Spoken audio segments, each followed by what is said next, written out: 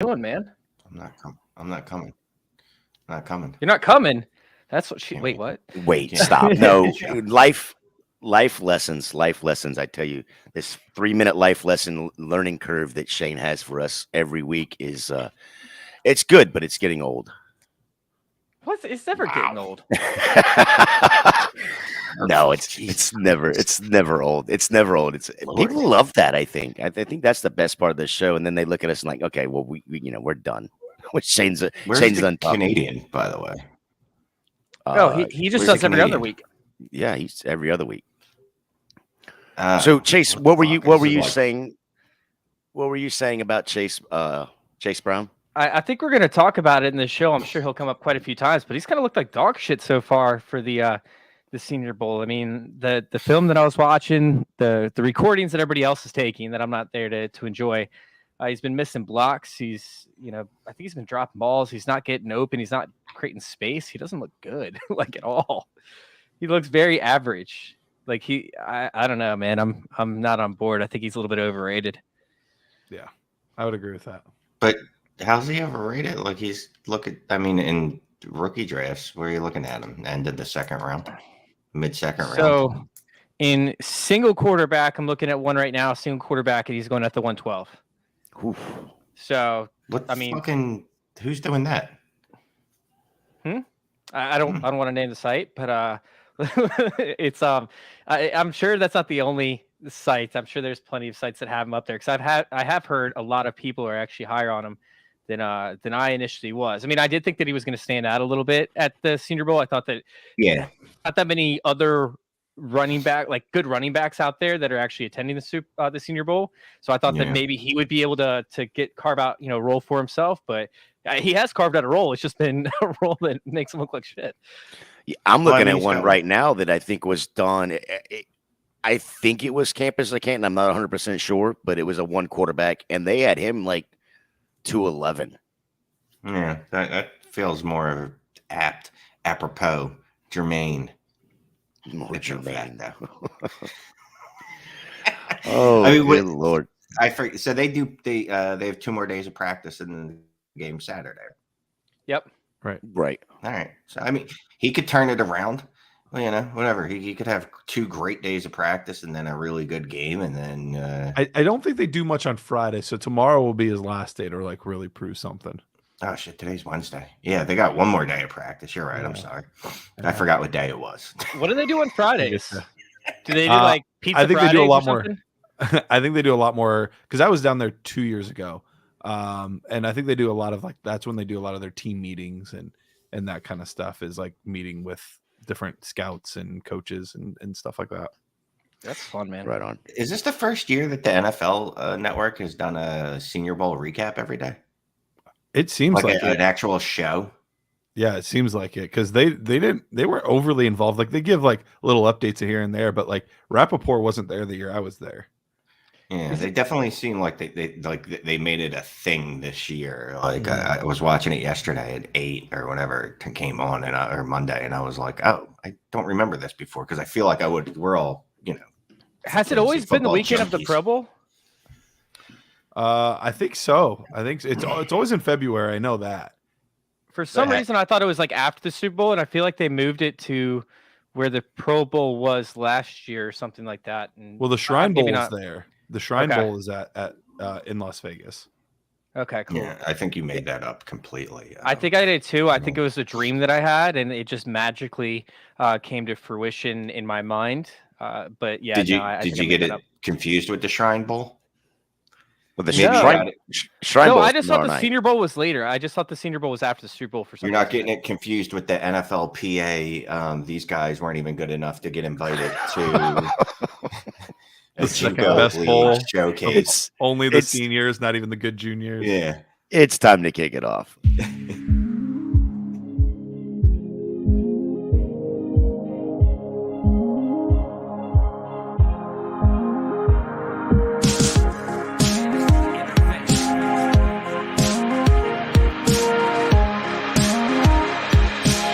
This is Fantasy Intervention.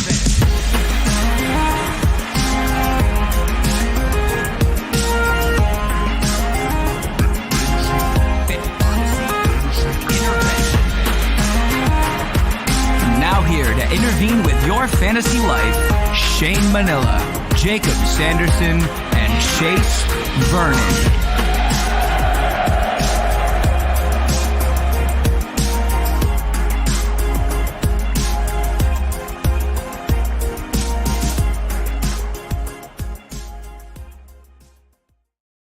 What is going on? What is going on? Welcome into Fantasy Intervention. I am your host at at Fantasy J77 on Twitter. Here again with me tonight is my co-host at FF_intervention, Chase Vernon. How are you tonight, sir? Dude, I'm ready to rock and roll, man. I'm ready to talk some rookies and get some information from the guy that you're about to announce. Maybe not next, but the one after that. Right. Yeah. I think I found a pretty good guy to give us some rookie insight there. But, hey, how can we leave out our life lesson teacher himself? At Shane is the worst. Shane Manila, how are you tonight, sir? I mean, that was completely uncalled for. Chase's part. I mean, I thought it went without saying that obviously Garrett Price would be the expert on the rookies that are going to get into, or the pre-rookies. Chase is just mad because before the show he kept saying he doesn't know how to tell if a woman comes, and I said, well, if you have to ask her, she didn't. And once again, we have another special guest tonight, the man of the hour from the Dynasty Nerds at Dynasty Price, Mr. Garrett Price. Thanks for joining us. How are you tonight, sir? Forget about what Shane just said. It's okay. No, I'm doing great, man. Doing great. Fun to be on the intervention. I think I might have done it with Chase like 3 years ago or something like that. It was a minute ago, but it's good to be back. So Garrett was my first guest, and Shane was my second guest of all time, like for the entire show. And you picked Shane over Garrett to come and stay with you, or is that because he had his nerds thing going, so he was good to go over there? And Shane was like, "Okay, well, I'll do it." I mean, Chase made me talk to him for like 3 hours after that show. Probably. I was so curious. I had so many questions. I was just getting into Twitter. I think I might have had like -1 followers, if that's possible. But yeah. And then I had so many questions for him. I was like, "What's it like being so handsome?" And he couldn't explain it. Native event here. Easy. GP is in the building. Yes, he is. Hey, don't forget, hit that like, smash that subscribe for us. Let's get into this tonight. Super Bowl set, the Eagles and that team from Philly, the Chiefs and that team from Philly going to Arizona in 2 weeks. We already know who Shane is going to take. He's taking the Chiefs. We know this already. Garrett, what do you think about this Super Bowl matchup? Anything going to stand out to you? Yeah, it's it's not every year that you have like the teams that were the two best teams in their conference make it to the Super Bowl. So, I mean, that's pretty cool in and of itself. And it kind of felt like all of the playoffs really played out that way, where really the better team just kept moving on. So hopefully Patrick Mahomes will be 100%. Hopefully the rest of the receivers, I know in that game, they were down like 3 receivers at one point. So hopefully we get to see both these teams at as close to full strength as they can be. But if I had to today, I feel like Andy Reid and Mahomes are going to find a way. They have the experience in the Super Bowl, whereas I guess there's a couple guys on the Eagles that have the experience, but overall the quarterback, the main playmakers don't really have that Super Bowl experience yet. The head coach doesn't. So I think it's going to be a close game. And I think that Eagles defense is legit, but I think the Chiefs are going to win 27-24. Chase? Yeah, I think it's going to be a close game. I think the big difference is going to be the defense for each team. And although we saw, a Jones wreck shop, I think, on the Bengals, like the whole Eagles like defense is stacked, and we saw what it really looked like up against the the superstar talents of Josh Johnson, of course, and and Brock Purdy when he wasn't able to throw the ball. But no, I do think they played all year. Somehow they just made it into the playoffs as the 1 seed. Everyone's like, oh, they had such an easy path. Everybody loved the Giants until the Eagles absolutely fucking decimated them and shut down their offense like they did every team this year. But continue. I'm sorry. No, I think the bigger difference is like the Chiefs, as in terms of like playmakers, they have Travis Kelce, and then they have the top receiver in the NFL in Kadarius Toney when he's healthy. But unfortunately, like he can't even stay healthy for 3 freaking routes run after I had so much money invested in this guy for this past week in DFS and in my tournament bill. Oh my God, man, like that sucks. But anyways, you have AJ Brown who can make plays. You have Miles Sanders who can make plays. You have Devonta Smith who can make plays. Dallas Goedert's a good tight end, and you just don't have those options over there. I think that as long as Jalen Hurts doesn't look like shit like he did this past week, that we're going to have a very competitive Super Bowl, and likely we're going to have a very high scoring Super Bowl. And I have the Eagles winning 34-27, I think. Yeah, so I'll give you my take real quick, and then I'll let Shane go on his 4-hour hiatus of how good the Eagles really, truly are and how much he loves Jalen Hurts. My concern in this game is it's going to be like a 28-30 game with like about 4 seconds left to go. And Andy Reid has used his last time out, and there is no way they're going to be able to stop the clock. And they're going to end up losing the game because of Andy Reid's poor clock management. That's an underrated thing is having a good coach that can actually make good decisions. You saw Kyle Shanahan is a bitch-made fool who was crying about the Jumbotron showed a bad angle. Shut up, bitch. Throw the flag. A big play like that, you throw the challenge flag. Don't be a little hoe. Throw the flag. The difference between him and Nick Sirianni, a bad in-game coach versus a good in-game coach like Nick Sirianni. Nick Sirianni never makes mistakes like that. Like he always has timeouts available. The game flow is always correct. And the offensive play calling is always correct between him and Steichen. And they find a way to beat you.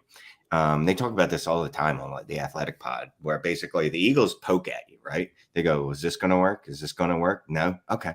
Well, if this isn't going to work, we're just going to lean on our one of the top 10 throwing offenses in the league. If that's not going to work, then we're going to lean on a top 5 rushing offense. You ain't stopping both. And if you do, guess what? Hurts, just go make a play.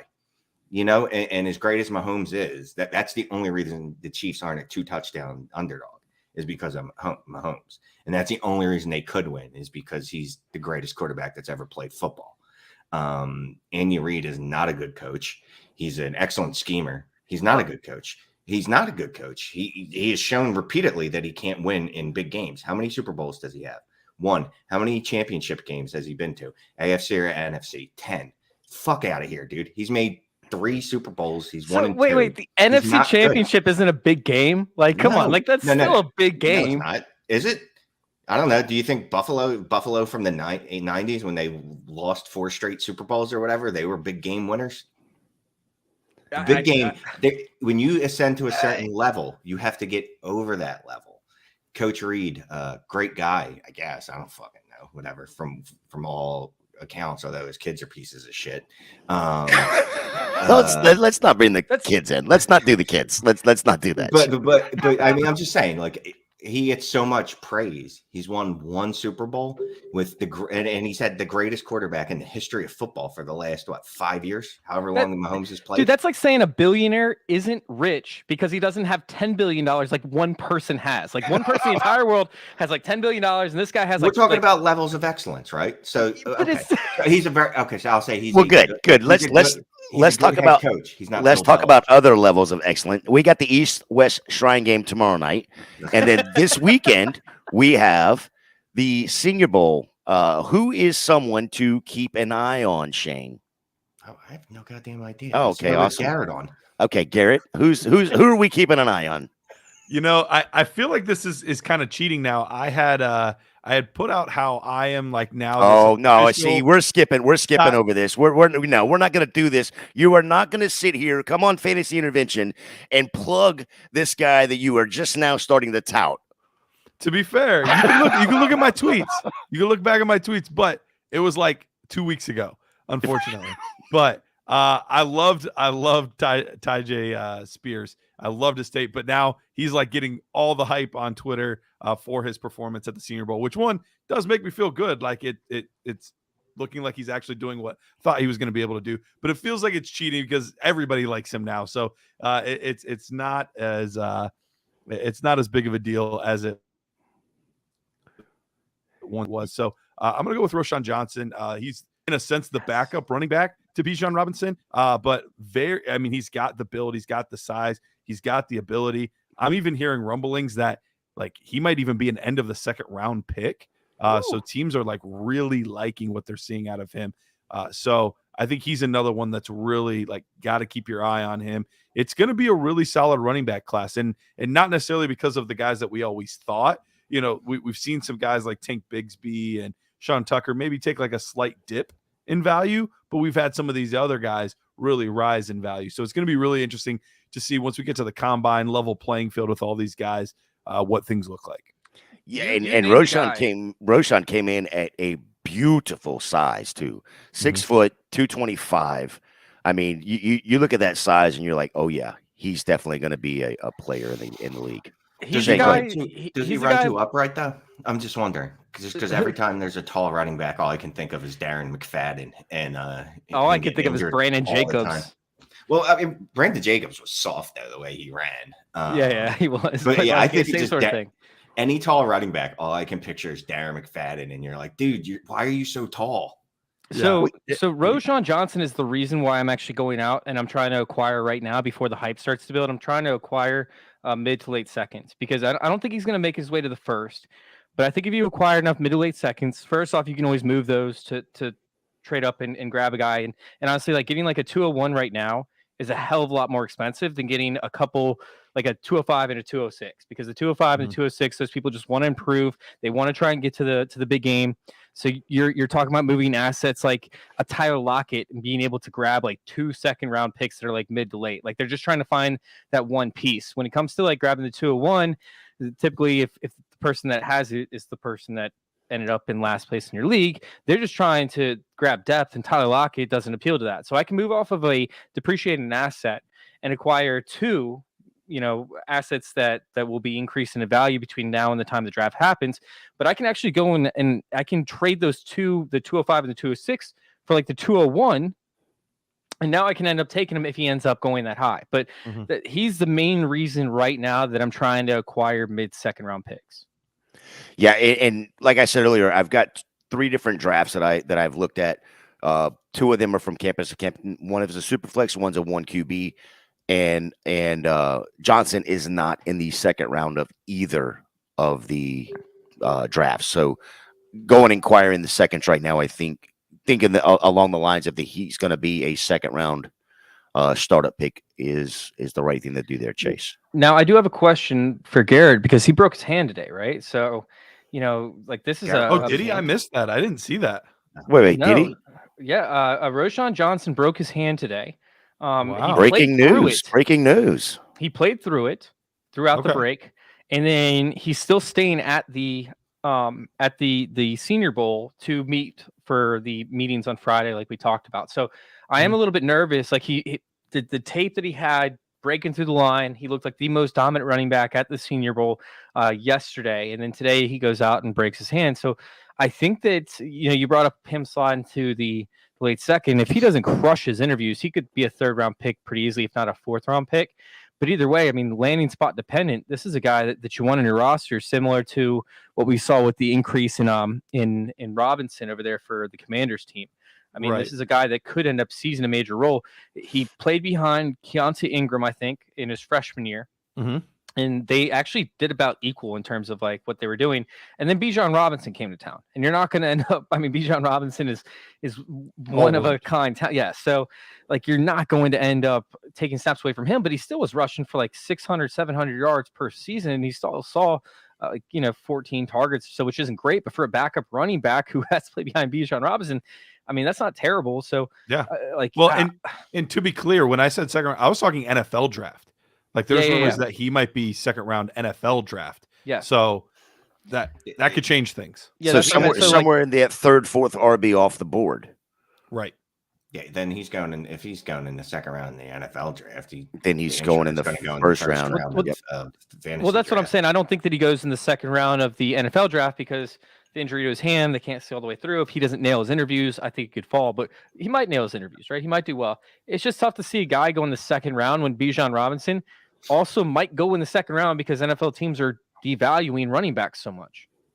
They are, but I would be shocked if he isn't a 1st round pick, and I would be shocked if he wasn't a top 20 pick. I think his level of talent, especially now one of the things that shifted a little bit, I think, in some GMs' minds, and this is why we see the running backs go in like the end of the first round, is because they get that 5th-year option.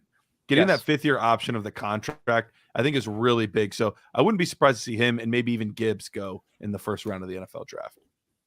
Yeah, and I think it depends on. I mean, that's been the scuttlebutt. Bijan's been mocked in the first since I don't know, since he was like 12 years old. And Gibbs, I mean, since draft picks started to get attached to teams, you've been hearing about Gibbs to the Eagles at 32. 31 because one of the teams cheated and doesn't get a pick this year. Either way, yeah. I can't imagine Bijan makes it out of the first round. I can't imagine it. No matter how much you undervalue the position, you get to the 20th pick, 21st pick, and you go, if you're one of those teams, like, and you've earned that pick, you go, yeah, I know it's a running back, but like that's the player that gets us closest to a Super Bowl. I mean, how much better of a prospect, not for fantasy purposes, but for NFL purposes, if you had it, let's say out of 10, or we could rank out of 100, where would Bryce Hall fall versus Bijan Robinson? I don't know if it's that far off. I think Hall is still second behind Bijan. Yeah, but I don't think it's that far of difference to where it's like, oh my god. I think it's pretty significant because I love Bryce Hall, and nobody was talking about Bryce Hall the way they talk about Bijan. Like, it wasn't even close. Bryce Hall was talked about as a nice running back prospect that was probably the best in his class, but he certainly wasn't talked about as someone that's generational. The closest comp to Bijan for hype in the NFL is Saquon Barkley. I mean, Bryce Hall, it's all revisionist. Some of us loved him before the draft last year. Some of us were like, no, this kid's special. I don't know what you guys are stupid and don't see this. Specifically me saying that to people. And then we saw what he did, in the NFL, and we're like, oh crap, this dude is special. But Bijan, I think there's no doubt, like there's never been a doubt about it since first carry. It's like, oh, this guy's going to be like just absolutely special. He's like Saquon Barkley level talent. Well, okay, so let's move on from that for just a quick second. We'll get back into the prospects here in just a second, but real quick, Tom Brady retires. No big news yet because give him 45 days, he'll be back, maybe, possibly, who knows. Kellen Moore, now the new OC for the Chargers. New head coaches. Houston's got DeMarco Ryans, and it looks like Sean Payton is going to be in Denver now with the Saints getting the what looks like to be 29th pick this year and a 24 second round pick. I think they get a 3rd round pick back too next year, by the way. Denver gets a 23rd back or a 24 back. Yeah, something along those lines. So yeah, I don't know that that's a huge haul to give up to get Peyton, but what does Peyton do for the fantasy perspective in Denver? Chase? I think it creates like a whole different. It creates a whole different mindset. So you saw like Russell Wilson on the sidelines, and everybody made it a big joke, right, about getting hyped up, and then you saw people start to snap back at Russell Wilson, right, because Russell Wilson was pretty much the only guy going up and down the sidelines, acting like some Christianity, like preaching, like just dude that's like, oh my God, you got to believe in God, you got to believe in God. But essentially, Russell Wilson wasn't wrong. He was trying to get the mindset of his teammates right, because the mindset of the Denver Broncos and all the people they've had on that team is just so toxic, right? So he's the only one that's doing that. Meanwhile, you saw teammates snap back at him while the head coach was standing right there. Nathaniel Hackett was right there, and teammates were stepping back. And it looked like Nathaniel Hackett was afraid to get involved in the dispute that was happening between other players and Russell Wilson. That won't happen. That won't happen with Peyton on the sidelines. Like he'll shut that shit down immediately. And it'll create a different mindset that will allow this team to grow and thrive, similar to what Pete Carroll had, because Pete Carroll was a no-nonsense type guy. Like, hey, this is your quarterback. You got to back your quarterback. If anything happens on the sidelines, I'll fucking light into you as well if you're not supporting your quarterback. So Sean Payton's that dude that's going to not only call the right plays, bring in the right system, bring in the right head coaches, everything like that, but also he's a guy that is going to back his quarterback. And although I don't believe the Russell Wilson, it was all Nathaniel Hackett's fault, yada, yada, yada. Like, it was partly Russell Wilson. I think he's also going to hold Russell Wilson responsible. And essentially it's going to create, hopefully, a what we hoped it would be last year for the Broncos. And it never was. Right, and so So I think he's going to actually add to the receiving core as well, and I think you're going to be able to find Albert O a little bit more, because if you look at what Sean Payton did when he was with the Saints, and I think it was 19, actually they built a tight end core that was worth a damn. Garrett, what do you think of this hire for Denver? Well, as somebody that absolutely loves Javonte Williams, I'm a big fan of this yes, let's hire. go. I think this is a great hire. Sean Payton has been one of the sharpest offensive minds for a long time. He's got the Super Bowl pedigree. I'm not sure that any coach is ever worth giving up a bunch of draft picks to get. That whole notion is kind of crazy to me. But if there was one that was worth it, Sean Payton would be one of the guys on the list. So I think it's a worthwhile move. I think they have to be all in with Russ. I mean, they're not getting out of his contract for a minimum of 3 more seasons. He will be their starting quarterback. So they got to figure out a way to make it right. They got to figure out a way to make it work. And Sean Payton's the type of guy that can do that. Shane, anything to add?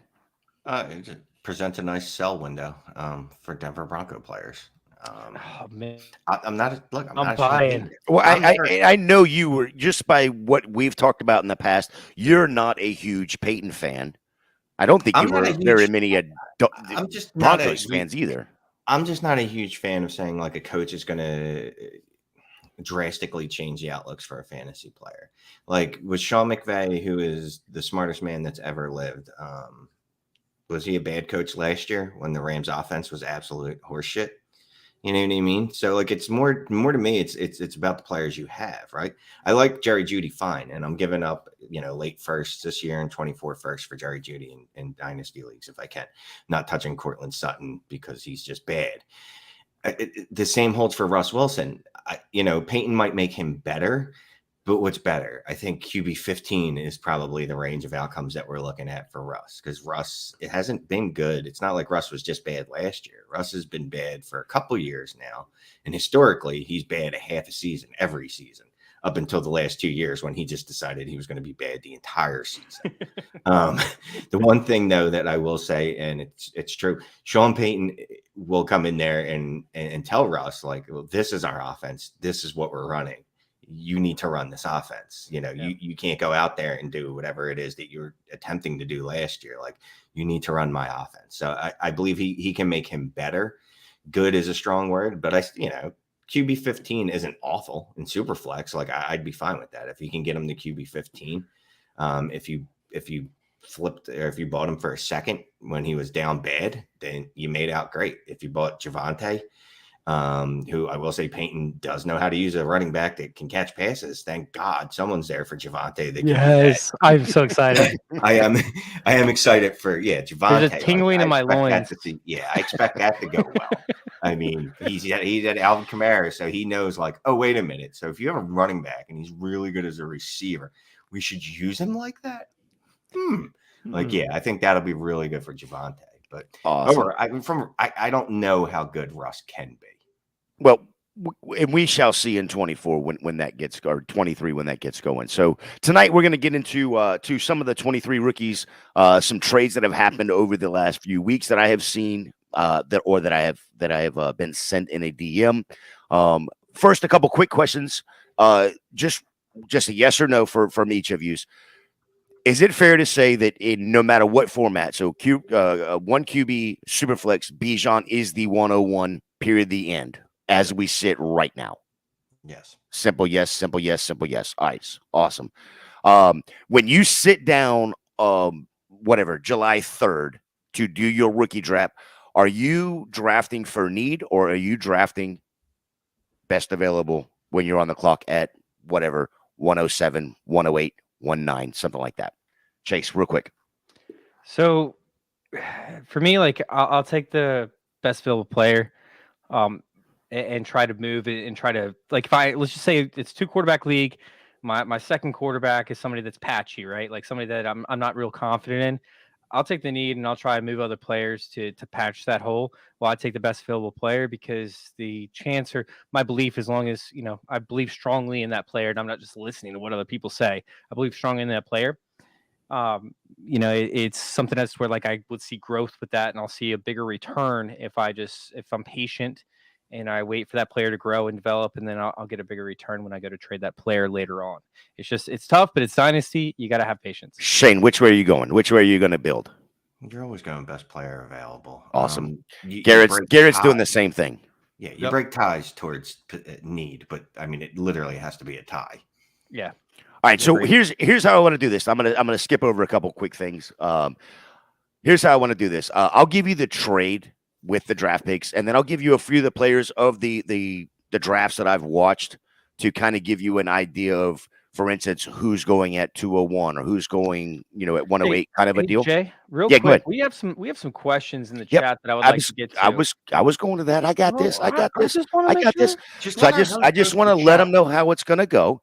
So first of all, though, we will go over here to Tom. Which quarterback would you say is the most talented? I'm assuming he's talking after Stroud and Young, or maybe you can just put them in an order from those two and then move on. What do you say there, DP? Most talented is such a tricky way to phrase this. Because are we talking about like raw potential? Are we talking about like the most, like the best skill set? Are we talking like there's a lot? Because, if I'm taking just who I think is the best right now, it's probably Bryce Young. But he doesn't have the size that CJ Stroud does. And I don't think the talent is far off. But then you look at Will Levis, and Will Levis, biggest ceiling. Yeah. I mean, he could be one of those guys that enter that top echelon. But then you got Anthony Richardson, and that dude's a freak. I mean, the dude can bust off 80-yard touchdowns when he broke one guy's ankle and trucked another one. And then on the next play, throw a 50-yard bomb. But he's also going to miss a 5-yard throw to the end zone and hit the guy in the feet. So that's the tricky part about this is, if we're just saying like, who would I draft first?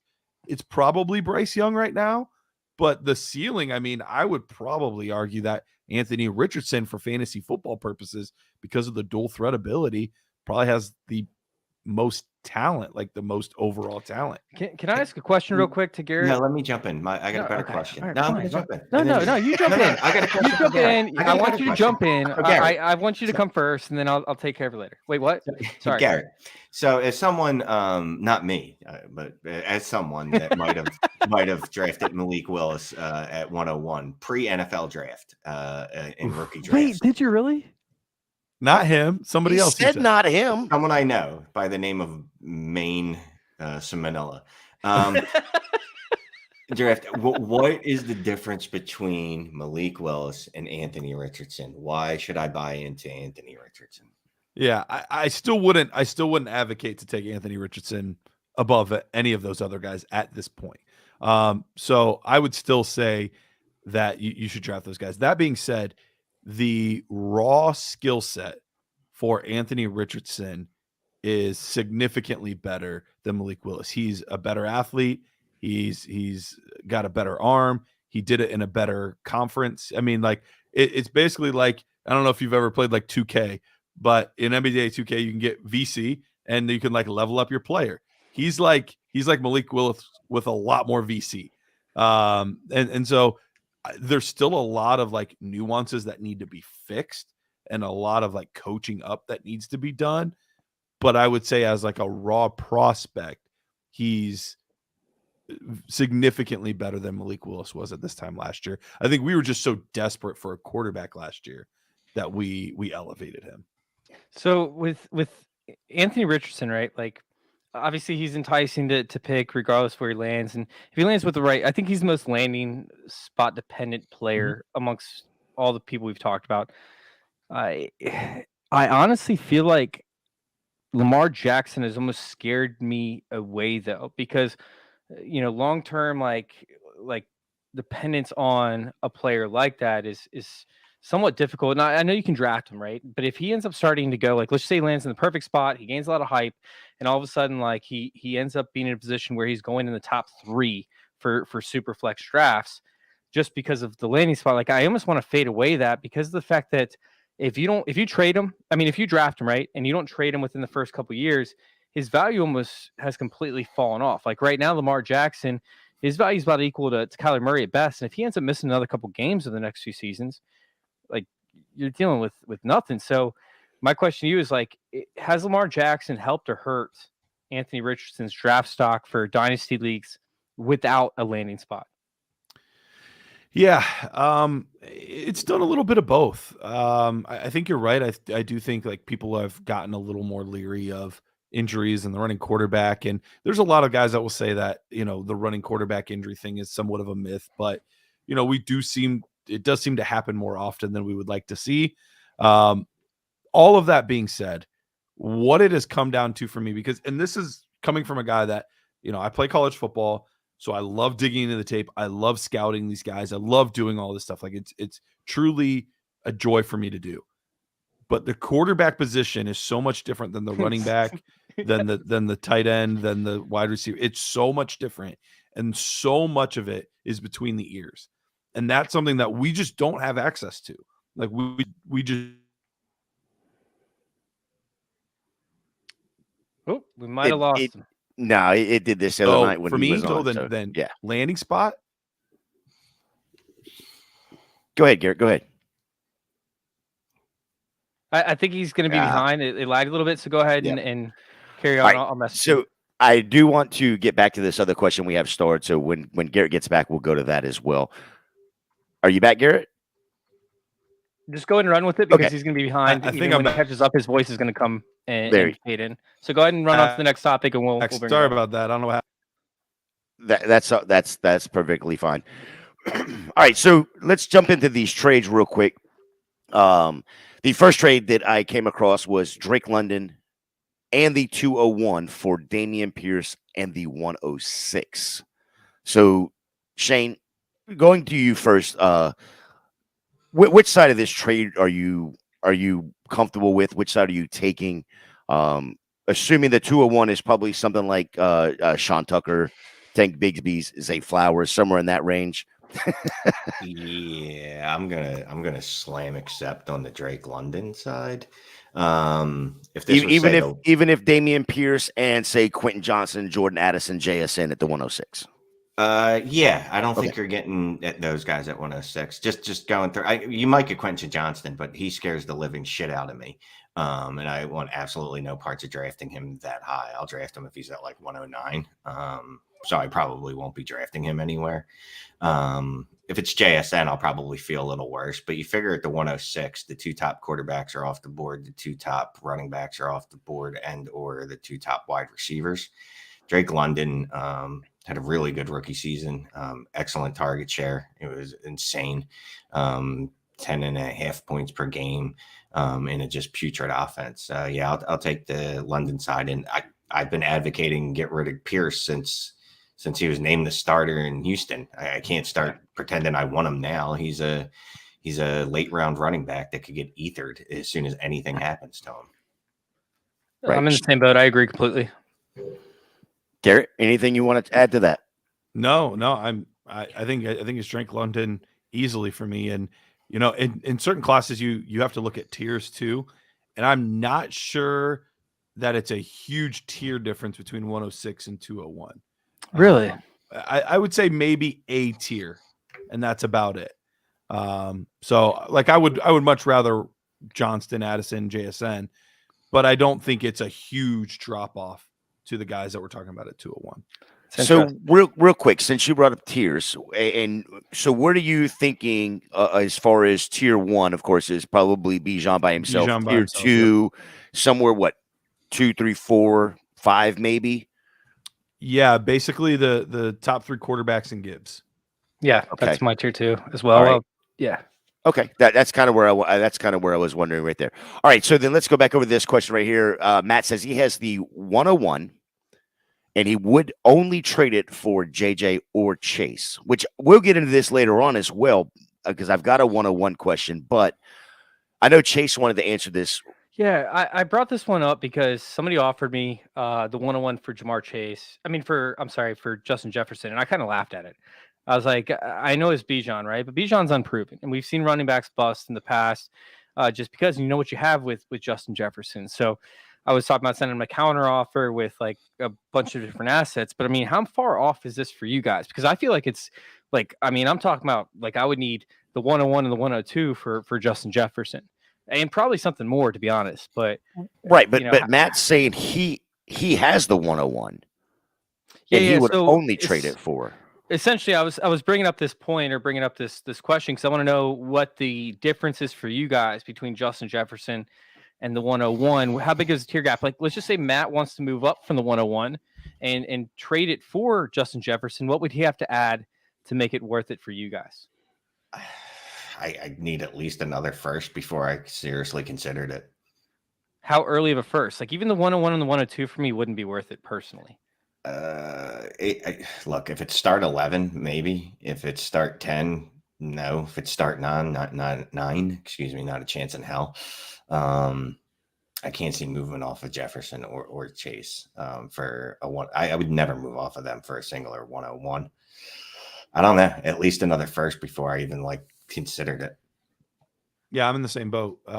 Especially, and I'm assuming this is one QB, or else obviously there would be more quarterbacks involved in this conversation. But in one QB, yeah, I would also need at least a first. So this especially is super flex, and I countered with like Kyler Murray, first in 2024, a second in 2024, Drake London.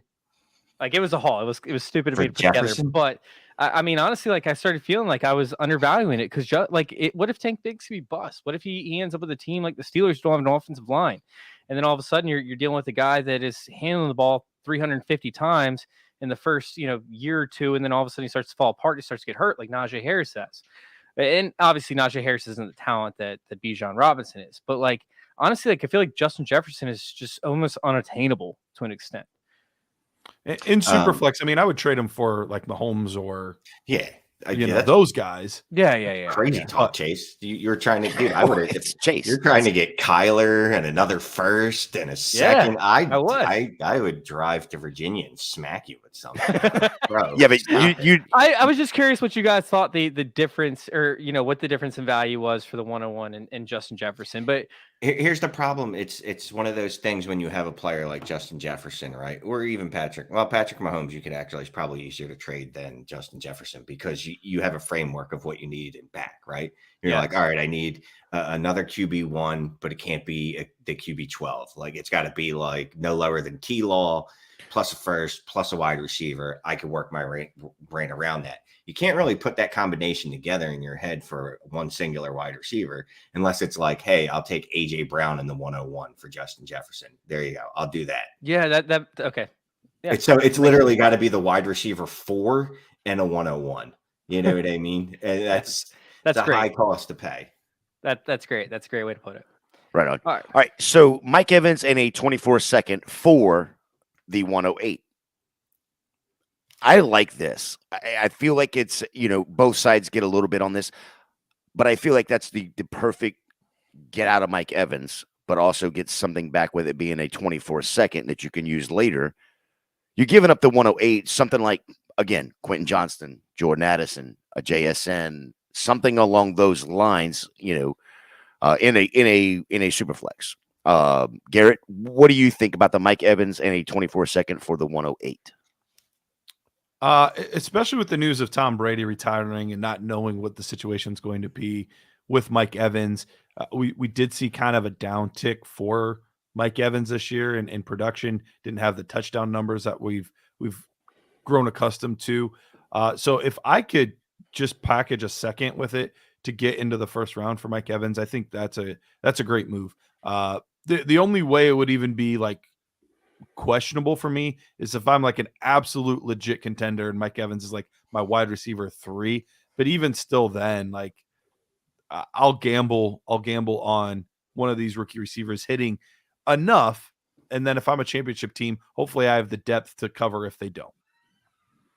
So the 2024 class is supposed to be wide receiver heavy, right? Like we have some studs coming out in 2024 for wide receiver. So like for me, I get that like you're acquiring Mike Evans, you end up adding some security, but unless like I need a running back, right? Where maybe a Tank Bigsby ends up in a great situation, or somebody that you really like, ends What up in a great situation. Yeah, but you can always take that 24-second, package it with something else, and move up. Yeah, look, if you're on the Mike Evans side, you just lost. You lost bad. Everyone's being all polite about it and shit. You got smoked, dude. You gave up a 30-year-old wide receiver that's a descending asset, and a 24 pick, which the hit rate on 24s aren't great. But yes, you can combine it with something, blah, blah, blah, if you want to tell yourself that story. And if you put it into a calculator, I'm sure a calculator will tell you, hey, you did okay. But boots on the ground in the real world, try to go trade Mike Evans in a league. Even last year, the year before that, when he was a 28-year-old wide receiver and putting up like wide receiver 2 numbers, nobody was giving you the 108, even in a class. And we didn't even think, like, even for the 2022 class, that in hindsight, we're like, oh, wait, that's the greatest wide receiver class of all time. But going into that year, we were like, I don't like any of these people. Like, I don't like any of them. And you're like, all right, well, you give me the 108 for Mike Evans? And you're like, hell no. No, I'll hold on to the 108 and just draft one of these people I don't like. So to do it in a class that you do like, yeah, give me that all day. Hey, Garrett, are the wide receivers in this class significantly worse than other years, or the running backs just that good where they're pushing these wide receivers back? Like, are we talking about like Devonta Smith, like Jamar Chase, like level talents, and they're just getting pushed back because the running backs? Are we talking about a significant decrease in wide receiver talents versus the running back position? Yeah, I think especially when we're talking like the top tier guys, like we've been pretty spoiled the past few years to have some top tier receivers come out and produce as rookies basically every year for the past 4 years. So we've been very fortunate in that. I think we're starting to see this normalize a little bit with this class. Lots of good players, but just for reference point, like I haven't officially given any of them my tape grades yet, but they're gonna barely. I think JSN will barely crack my top 10 from the past 4 seasons. Okay. So I think he's gonna come in around like probably 8th overall tape score over the past 4 years. So it just tells you he's the top guy in this class, and we have at least 7 receivers that have been better over the past 3 seasons before it. So I just think the top echelon isn't there. I think there's a big second tier, and you can put almost all these guys in the second tier, but you just don't have that like top, like that makes sense. Alpha receiver. Yeah, this class seems to be a lot deeper at running back for sure than classes in the past as well. So for sure. AJ Dillon, Kadarius Toney, and the 101 for T. Higgins and Drake London. I stopped listening. What was it? Was Garrett talking and put you to sleep, or was it? No. Okay. I wandered over, looked at the comments, started. Whoa! That's absurd.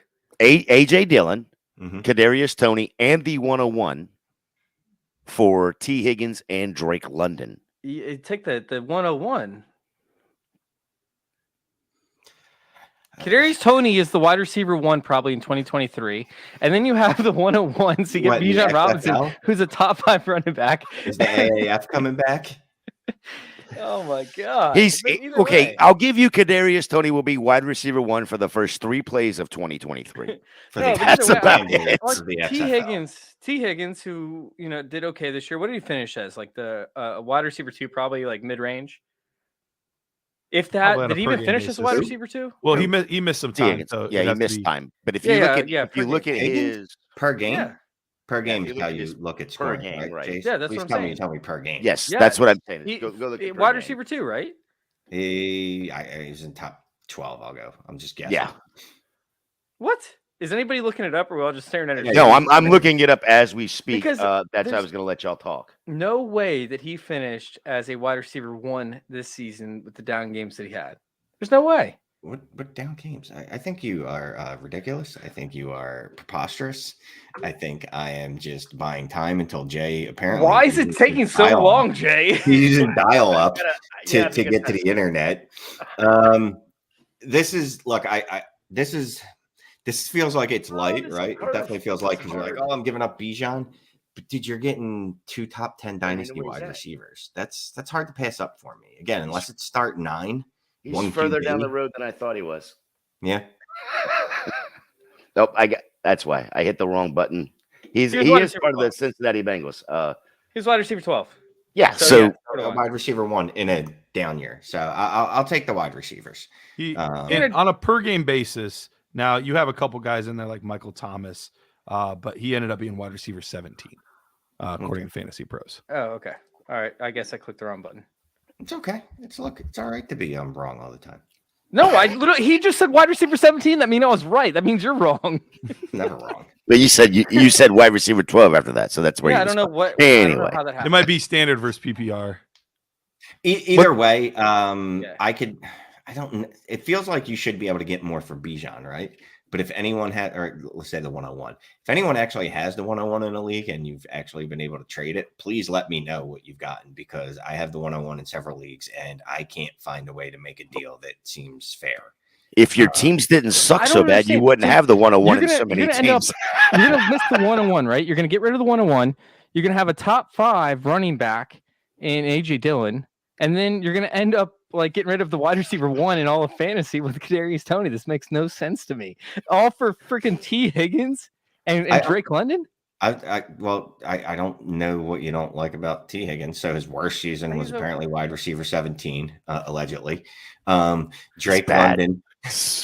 Drake bad man. Drake London just had a 25% target share in his rookie season. Go look up the rookie wide receivers. Yeah, because they had nobody else on their roster. That's not how targets work, bro. That is not how target shares work.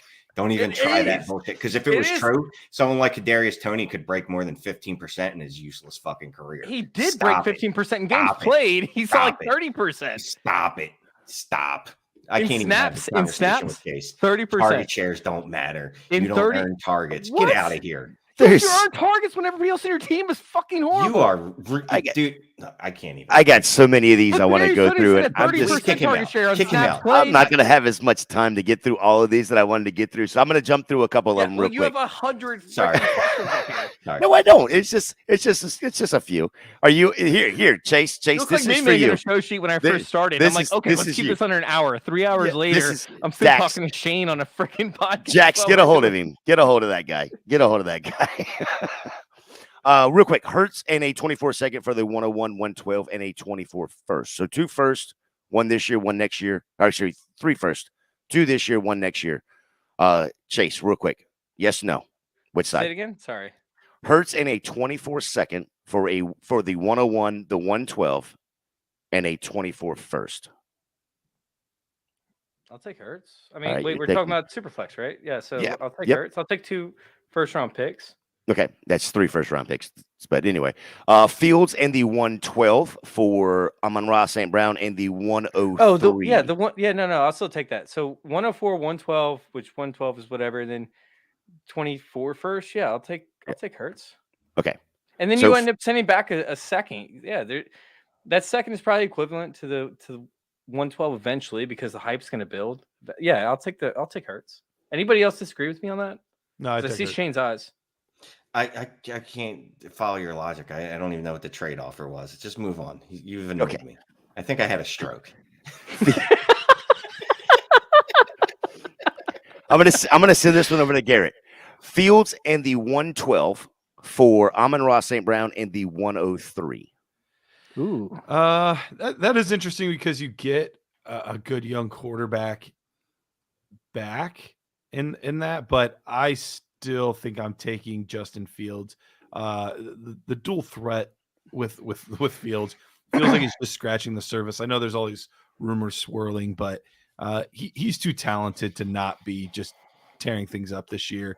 I like Amon-Ra, but it's Fields. You know what's interesting is you can end up with a stack of these 2 guys either way, because the 103 could end up with Detroit, and you could have the stack of Amon-Ra St. Brown and the quarterback stack, and then at the 112 you could end up with the wide receiver for the Bears. It's true. So I actually like both options, and honestly, it just depends on where you're sitting. Yeah, I think that one's going to depend on basically what your team build is at that point. Shane, I don't want to give you this because I just think you're going to just piss all over me. But Kyle Pitts and the 304, which is whatever, for 108 this year and a 24 first. Oh, Kyle Pitts. Wait, even what? with what we don't know the quarterback situation. You I don't got care. Drake London as target competition. No, I don't care. Wait. You're giving 2 first-round picks for Drake London? No, Kyle Pitts, I mean, The 108. Kyle Pitts. Sorry, The Kyle 108, Pitts. yes. The 108 20 and a random 24 first. Yeah, my late 24 first. You can Are have you that as really? well. You can go have the 109 for Kyle Pitts. Yeah, I'm still all in for Kyle Pitts. There's no way that I'm not. The dude put up 1,000 yards in his rookie season, one of 2 tight ends to ever do so. I know the season's a little longer, but whatever. I don't care. I'm still claiming it. I still like Kyle Pitts a lot. And you would have tried to trade for Kyle Pitts 2 years ago. You would have to go up 3 first to get him. So I look at this as a buy market. I don't care about quarterback. Like eventually the quarterback situation will get straightened out. And even if it doesn't, as long as you have a functional quarterback, if you're an elite player, you will continue to be elite. It's Yeah, I just mean- if you have a great quarterback, you'll be more elite. You'll be a leader. Once you get a good head coach, that can actually coordinate an offense, and your fantasy. I'm not I think I've made it known I'm not a fan of Arthur Smith. I kind of hope that Atlanta goes 1-16 this year and we can shit can him and move That'll on never from happen. his fun wing T offense. But Well, Dude, I got a banger here that I think it's a banger anyway. This trade was said to have been rejected, but it was at least offered. Mahomes and Andrews for 105, 107, 112, and the 204. Garrett, That wouldn't be enough for Mahomes for me. that's kind of how I felt as well. Okay, all right, so we'll move on. We got to get ready to wrap it up. I've got a few more questions. I just want to, in a super flex, the cost for the top 3 quarterbacks, Mahomes, Allen, Hurts. What are you looking at? Like you just said that the 3 first were not enough. The 5, the 7, and the 12 weren't enough for Mahomes. What would it take? Another throw in a 24 first, or would you need even That more? would get capital on close, top? but the problem there is I want one of those to be like a top 2 or 3 pick. So if we make the 112, 102, Mhm.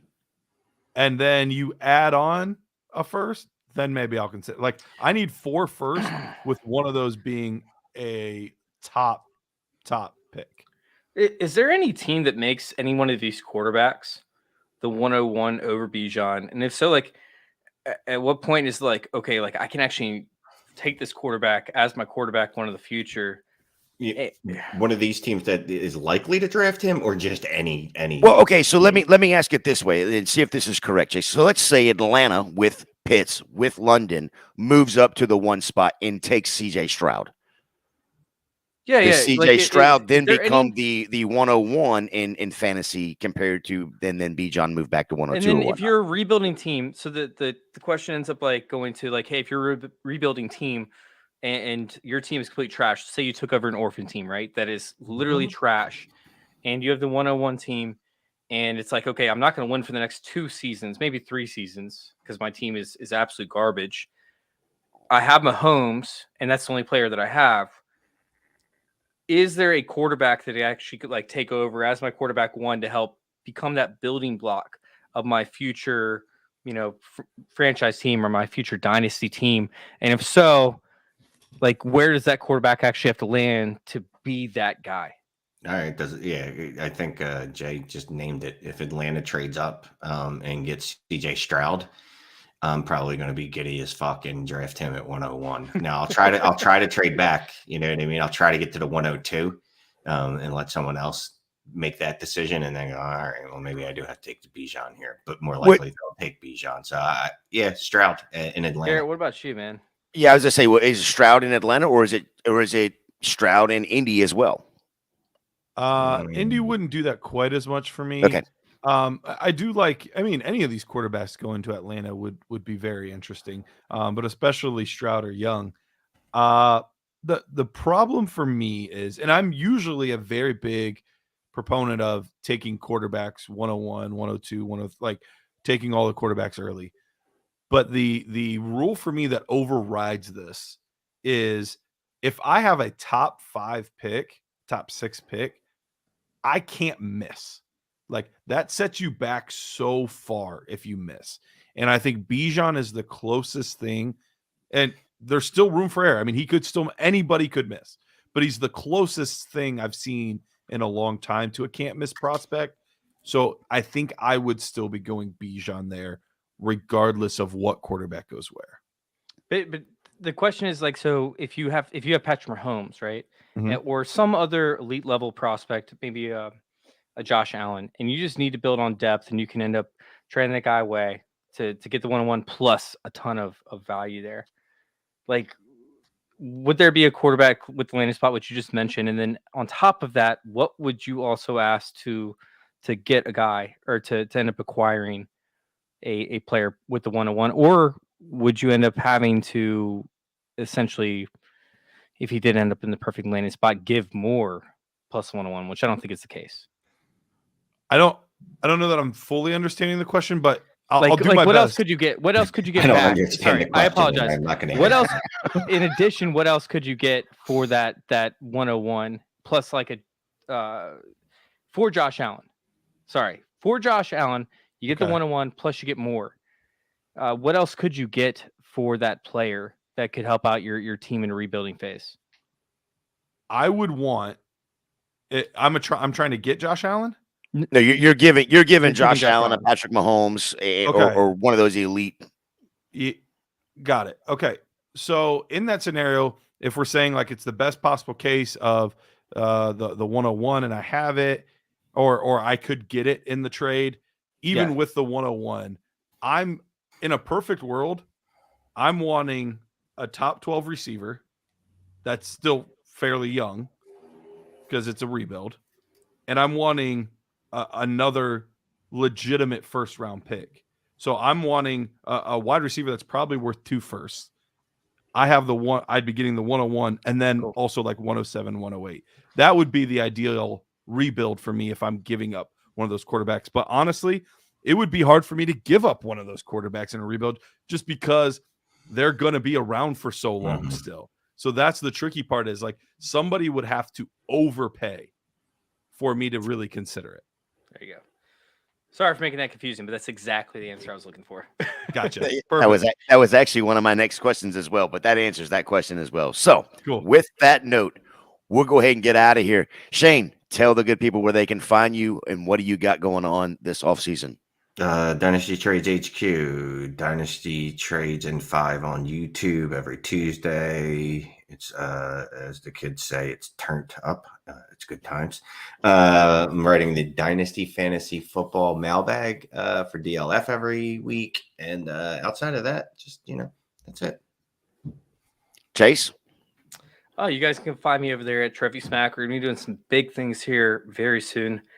I'm actually excited. Like we're doing something different that I've ever done. I've never messed with anything like this before, but we're going to be partnering with some big time companies, some big time personalities with over 1 million subscribers and like YouTube and Instagram and whatnot. So go check that over there on Twitter at Trophy Smack and then on Twitter at FF_intervention. Dude, I'm ready for this off season. Just rock and roll. I'm excited. Yeah. Speaking of Trophy Smack, that team over there that y'all have did a phenomenal job with that Tom Brady tribute. That was awesome, by the way. So awesome. If you guys haven't heard, right, we actually have this stuff called Wall Smack, which people have not realized yet. If you run a podcast, hypothetically, you have your favorite player, you can actually get a custom image printed onto this sleek metal piece, and then there's actually magnets, right? Instead of like putting this on your wall, if you notice, there's nothing no in hangers here. However, no hangers. However, what we do is we have magnets. You can swap them in and out. So let's just say you had the boys ever watch the football. You put grandma with the middle finger up. As soon as the wife comes home or whatever the case is, the family comes over. You can switch it out with something a little more classy, a little more elegant. Like wife will love that, or the girlfriend would love that. The family would love that. If you guys use promo code ADVICE, this will actually support Gator J and his newest venture in taking over Fantasy Intervention. Actually, right now use Advice 10. I'm sorry, Advice 10. I apologize. And you'll Advice get 10% off. Exactly. You get 10% off. You guys can go check that out over there. And honestly, it helps out everybody, right? Because at this point, like fantasy football's over. We're not buying any fantasy football trophies, at least unless you're a procrastinator. You're not buying any fantasy football trophies. You're not buying any draft boards right now. So why not get some wall smack over there and throw it up on your wall? Check it out over there at trophysmack.com. Use advice 10. Garrett, let the good people know where they can find you. What do you have going on over there at Dynasty Nerds? Yeah, obviously the podcast. We have a new episode dropping every Wednesday. But for me personally, and I appreciate it, Dynasty Jacks. Yeah, that's one of the biggest things that I'm working on right now is cutting up lots and lots of tape. At this point, February 1st, we already have more all 22 tape cut up for the 23 class than we had all of last year. That's amazing. So it's awesome, and there'll be more to come, obviously, as well. We cut basically right up until the NFL draft, so so that's the main thing I'm working on. Then the nerd score, watching all of this tape, calculating the grades, putting them all together. So yeah, that's the main stuff I'm working on. You can find me on Twitter at Dynasty Price. So real quick, for the 5 people that aren't following you right now, they go find you at Dynasty Price. Hey, real quick, Gator J, I just want to go through something. I talk about how I don't want to create any bias, right? So I don't watch games prior to. I wait till after the season, and I break down the film. And actually, Dynasty Nerds is where I go to break down the film. So it's not like they just show like every play that they get the ball, right? They show every single play that they're involved in it. So it shows like, the routes they run. It shows the blocking schemes that they have. It shows everything. Like this is by far the most in-depth and detailed film room that you have. And it's like I've seen other film rooms. I'm not impressed. Dynasty Nerds, I am impressed. It is sick. It's awesome. It's something that is to be marveled at. The work that they put in, the time that they put in, and the fact that you guys already have more film cut up is absolutely nuts. Because last year, I watched as much as I possibly could fathom. I watched every player like 3 times. I was fully engulfed in just film, and I cannot believe you guys already. Like, dude, how much time are you trying to take of mine? What the hell? You will never have a bathroom break again where it's just you in a peaceful, alone setting. The thing is they if I'm not mistaken, Garrett, y'all record up at Rich's house, right? Correct. And you live about an hour or so from Rich. It's a compound. Yeah, I actually live about 2 hours and 40 minutes away. Okay, so call it you 3 used to hours. live closer, right? You I moved did. further. Yeah. Yep, that's so right. in that 3-hour commute, as Garrett is driving down the interstates of Ohio, he is cutting film in the car. I've heard him do it. He's done 2 or 3 live streams that I've actually listened to and watched. Garrett is a madman in Ohio. He loves it when it's snowing that outside. because somebody might call. I thought we were already. I thought I already ended the broadcast. My bad, Garrett. My bad, Garrett. Also, real quick, if you're not already a Dynasty Nerd subscriber, go sign up and use promo code TradesHQ on any of the memberships and get yourself a little bonus there. And use the Dynasty GM tool. The Dynasty GM tool is my favorite tool on the whole internet. Phenomenal, by the way. Outside of you, Shane. It is one of my favorite tools. That is one of the right after startup drafts or right after rookie drafts when people start pulling that out, sending screenshots this says my team's valued. Random. No one ever sends it when their team is shit. No one ever screenshot it and be like, "Oh, I have the worst value of every team." It's like, look at me, I'm in 10th. Yeah, yeah.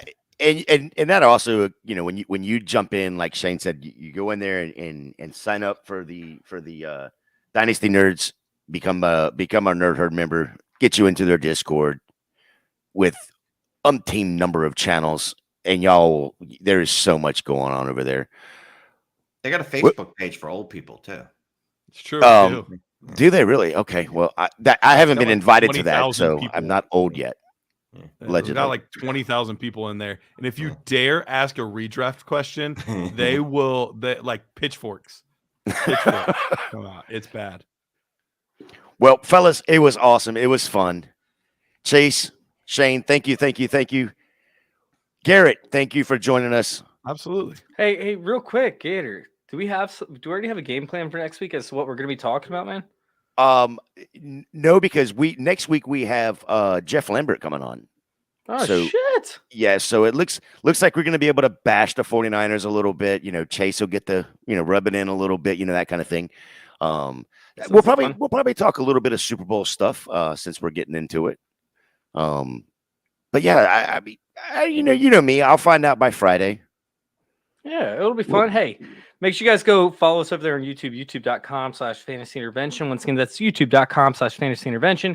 Make sure you guys give us a follow, hit subscribe, hit the like button, and then make sure y'all check out our next broadcast over there. Go ahead, Jay. All right, fellas. For Chase, for Shane, for Garrett, thank you all very much. Thank you for letting us intervene with your fantasy life. We out.